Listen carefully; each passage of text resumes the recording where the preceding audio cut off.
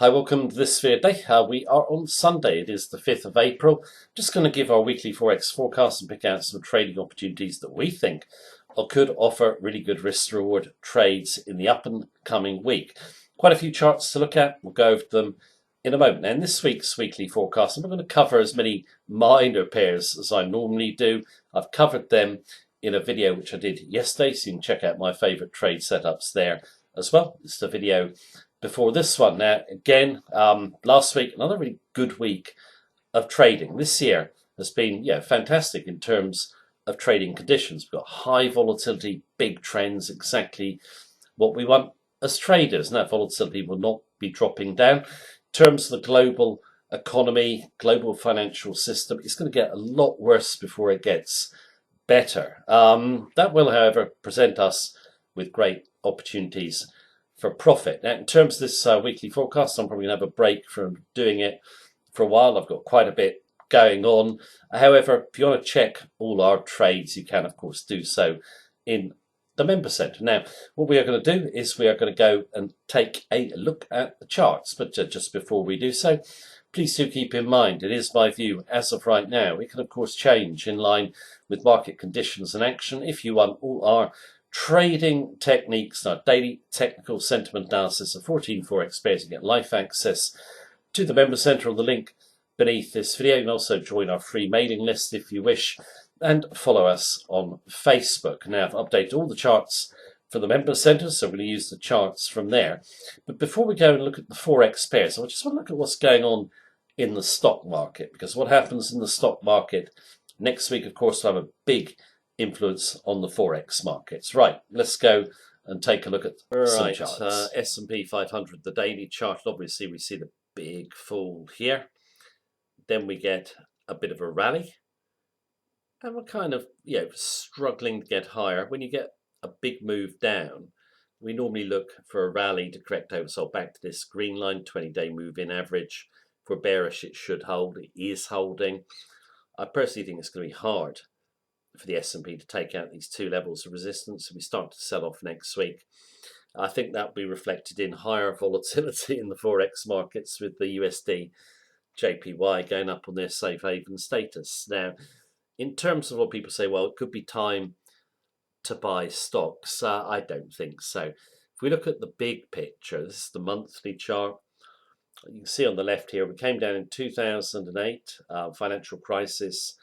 Central banks pumped huge amounts of liquidity into the markets, which really propelled this rally higher. It's got nothing to do with the underlying health of the economy. Of course, that's all ended now.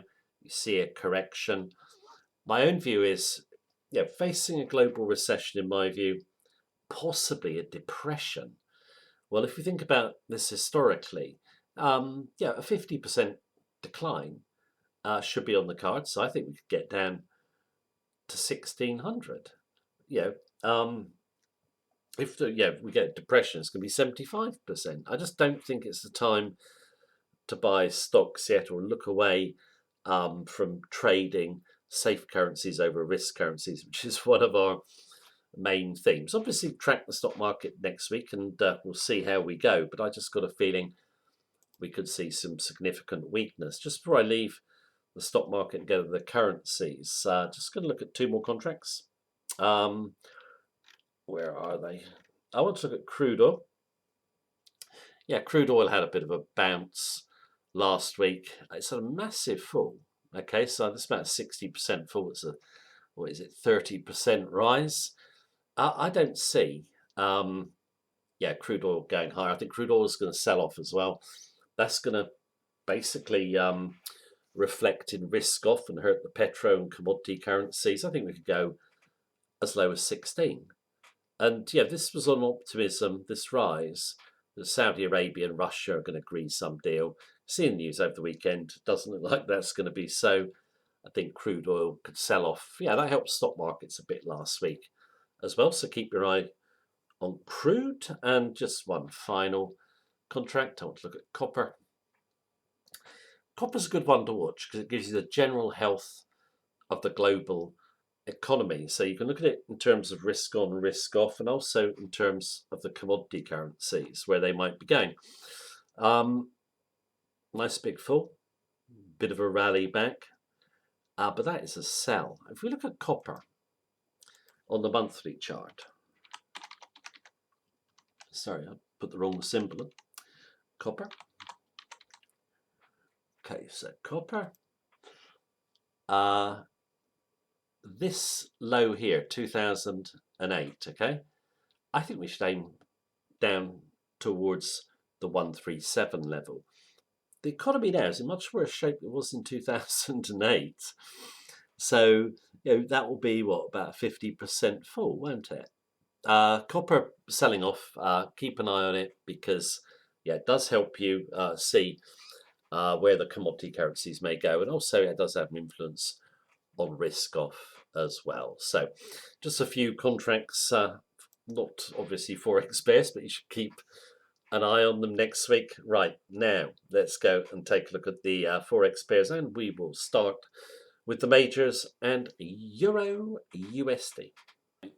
First chart is Euro USD. Now, in terms of the Euro USD, same position as last week at 109.80. We've come down a bit to the 108 levels, so just 180 pips profit. But I think this pair now could really motor to the downside. Though we did break above the 20-day moving average, and we missed our stop, and we came back through it, and now we've moved away from it and the 110 level. That should hold rallies.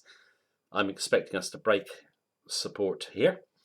If we do, go down to monthly levels at 104.50, then the par level, 1000 level, maybe could go down to 90 or 80. For me, the euro has held up surprisingly well, considering all the problems in the zone. Now, there's problems all around the world, but the big problem with the zone is the disunity between the richer northern nations, which I mentioned last week, and the poorer southern nations. The ECB cannot save the zone on its own, and the richer countries really need to support the poorer countries, or one of them is going to go down. And a big danger is Italy, third largest economy in the zone, eighth largest in the world, is in danger of going bankrupt. The government doesn't have the money to bail out the banking sector that's in crisis or deal with all the problems that are going on in Italy.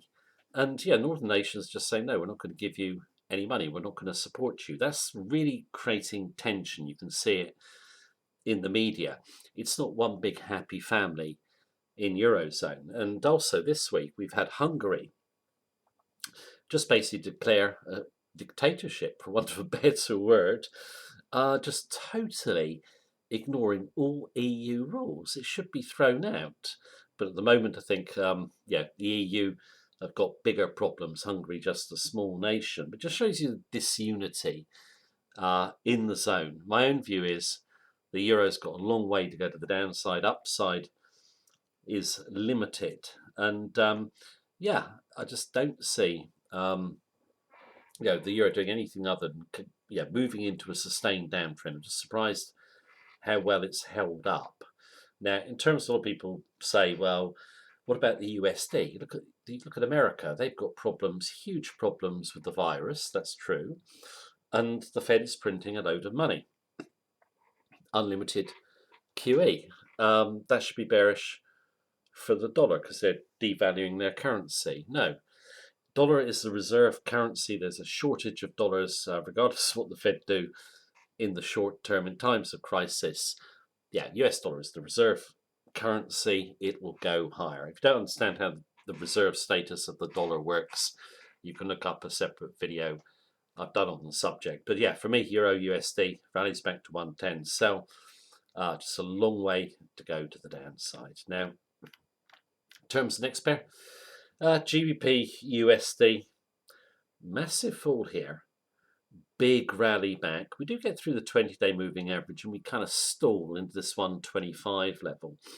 I could have taken the chart a bit further left. You'll see there's more resistance over there. It's a big monthly level. I think that this double trend line here will be hard to take out. Our stop is a little bit further back though, behind those three candles there. But we break through the 20-day moving average, bring the stop tight behind second level. So it's only about 120 pips so far, but I think that's a really good risk reward trade. If you sell the break of the 20 coming in fresh, tuck the stop behind second level support, you've got a 3-to-1 risk to reward. And I just think dollar, generally is going to be firm across the board. And I'm bullish of the GBP on other currencies, which I'll come to a little later in the video. We featured them last week. GBP did really well. We'll look at those a little bit later, but let's go to our next major, which is AUD USD. Regular viewers know we had a long running trend from the snap of the 20-day moving average here, followed it all the way down, got stopped out on the rally, but a really good profit, about 800 pips, and we've now come back in. The rally runs on a bit, hits the 20-day moving average, starts to roll over. We're 20 pips underwater at the moment. We finish red, more red next week, going down, not just the chart lows, down to 50. Might even get a bit lower, to be honest with you. The problem for Australia is it's very exposed to global trade. China at the moment, deep trouble. A lot of people say, China's on the road to recovery. They've managed to control the virus. No, they haven't. They're not telling the complete truth there. Their industry is working at 80% capacity again. It doesn't matter. They've got no one to sell their goods to. Most indebted country in the world in terms of a government level, local government level, and household level. China is going to crash, in our view, in the near future. Nothing really good coming for the Australian dollar to create a trend change. Long way to go on the downside still, despite the recent big fall. That rally to the 20, a selling opportunity. Next pair, USD JPY.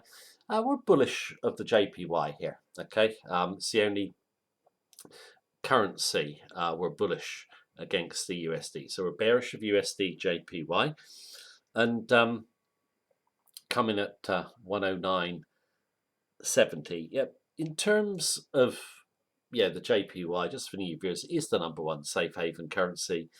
It is oversold with risk off to continue. I do not see the dollar getting through these two trend lines here. If we break through 107.80, through the round number, off to 102, then 100, and we could trade as low as 80. So, a long way to go on the downside. And yen we are just generally bullish off. I'll come to some more yen pairs in a moment. Let's finish off with the last major on this page, which is USD CAD. Again, it's a bit like the Aussie. We had a nice long-term trade from when we came back above the 130 level. 20-day holds pullbacks. We accelerate away, stopped ourselves out in the red, came back in on the blue, but got stopped out. But then we come to the 20-day moving average, and we start to find support, and we're back long 140.40. It's only just under 200 pips again, but I think this one could give a lot of profit. The Canadian dollar just generally overbought, and if we get through 142.30, this resistance level here, clear of the round number, I think go back to chart highs, then on to 150. So they're the majors in this section. Let's switch over and look at some crosses, and one of our favourite crosses of all, Euro JPY. Right, Euro JPY. We've said it for the last few weeks. Price action really messy and erratic, but this level here couldn't break back above the 121 level there. Down, have another go, can't clear it. Down, try it again, can't clear it. Down, thunders back up to try and test the level, can't do it again. After that exhaustion tail red, wing coming at 119.80. She'll snap the 20. Now not far from chart lows. Any rally back towards the 20-day moving average is a selling opportunity. And if we break chart lows, we're really going to motor to the downside in our view. So it's 260 pips so far. I will add on a bounce in this one. I'm probably on a break lower as well. I just really like the look of this pair going forward. things are a lot worse for Eurozone than they are for the JPY. JPY very oversold. So yeah, long way to go on the downside. One of my favourite long-term trend following pairs. Euro GBP, big rally up there. We exhaust, come through 190. Sorry, 91.20. Get short. We think the 20-day moving average will snap. It does come down. Bit of blue. Okay. But this second level here is going to be very difficult to take out because the 20-day obviously is dynamic, will sneak down if prices rally. I would sell a rally or bearish confirmation, or just sell a break of the double bottom, going down towards recent chart lows, then down to 80. And if you look at the monthly chart, it was quite interesting. There, that level gives way. Where's the next support? We can say 80.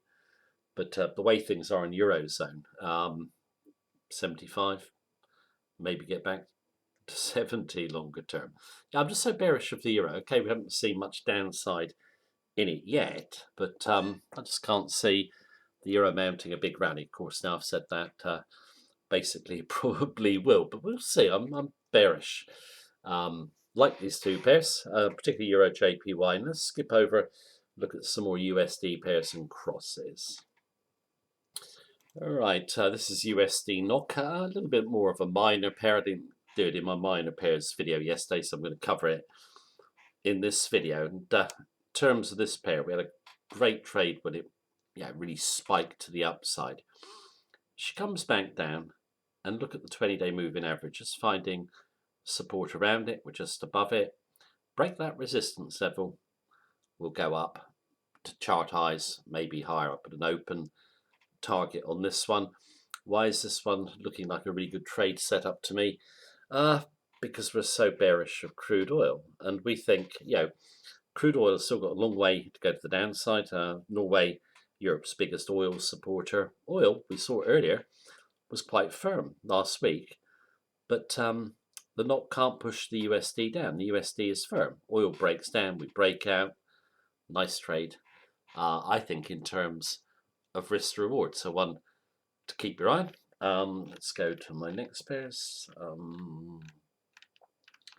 NZD USD, very similar to AUD USD. We've got a nice big trend down from the highs, get stopped out, come back in at the 60 level, got above 60, came back through it, working our way. We're 158.57, so just 140 pips so far. But that 20-day moving average double trend line resistance is going to be very hard to take out. New Zealand has got similar fundamentals to Australia, so I don't think we're going to see a big trend change to the upside. I think the odds favour continuation down towards the 50 level. Obviously chart lows first, then 50. Long way to go on the downside. Here is an interesting one, which is US dollar Swedish krona. Again, nice big move up. We caught that. Then she corrects down. Now look, based out above the 20-day moving average with a poke down there. Bullish close, well clear of the 20-day. Breakout up. The reason I like this one is, basically Sweden is not doing social distancing, are they? In terms of the virus, they're just letting everyone go to restaurants and pubs. I don't think that's a smart move. I think the pandemic really could take hold in Sweden and push the USD up to new multi-year highs. Strong close on Monday, and I'll bring the stop up behind this level. This one, it could trade up as high as 11 in my view. Both Norwegian krona and Swedish krona. Also, if the euro is under pressure, the euro proxies, they're going to be under pressure as well. Covered a couple of pairs I really like in terms of euro proxies in yesterday's video. USD long, Polish zloty and Czech krona. Looks a nice trade. What do we got next? Let's go to AUD JPY. This one, again, we had a really nice move down there. You get the bounce, but look at it. 20-day moving average holds. Can't get through it. Still can't get through it. We're red. It's a sell through 64.97. Not 64.97, sorry, 64.80. Clear of that tail. Not too much profit in this one. We're at 66.20 short.